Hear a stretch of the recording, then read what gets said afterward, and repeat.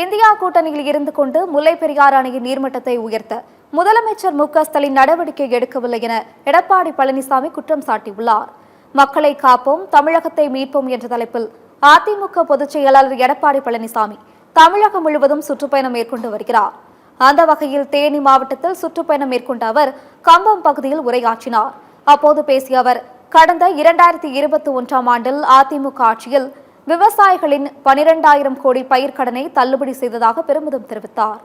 முல்லை பெரியாறு அணையில் 136 அடியில் இருந்து 142 அடி உயரத்திற்கு தண்ணீர் தேக்குவதற்கு ஜெயலலிதா நடவடிக்கை மேற்கொண்டார் என்று கூறினார்.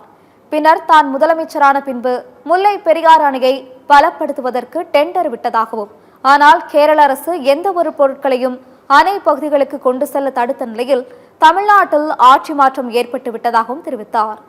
தொடர்ந்து பேசிய எடப்பாடி பழனிசாமி, வரும் சட்டமன்ற தேர்தலுக்கு பிறகு அதிமுக ஆட்சி அமைந்தவுடன் முல்லை பெரியாறு அணையின் நீர்மட்டத்தை 152 அடியாக உயர்த்த கேரள அரசிடம் பேசி நடவடிக்கை எடுக்கப்படும் என உறுதியளித்தார்.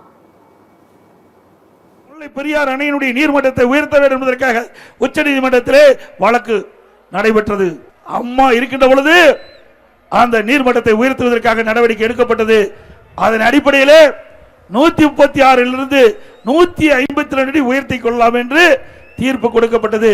இன்றைக்கு எப்பொழுது பார்த்தாலும் முதலமைச்சர் தெரிவிக்கிறார், இந்தியா கூட்டணி பலம் வாய்ந்த கூட்டணி என்கிறார். இந்தியா கூட்டணியில கம்யூனிஸ்ட் கட்சி அங்க வைக்கின்றது, காங்கிரஸ் அங்க வைக்கின்றது.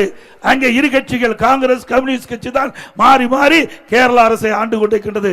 இரண்டு கட்சியுமே இந்தியா கூட்டணியில் அங்க வைக்கின்றது. இது அருமையான நேரம். இந்த நேரத்தை பயன்படுத்தி நீண்ட காலமாக இருக்கின்ற முல்லை பெரியார் பிரச்சனைக்கு தீர்வு காணுவதற்கு ஒரு வாய்ப்பு திராவிட முன்னேற்ற கழக அரசு கிடைத்திருக்கின்றது.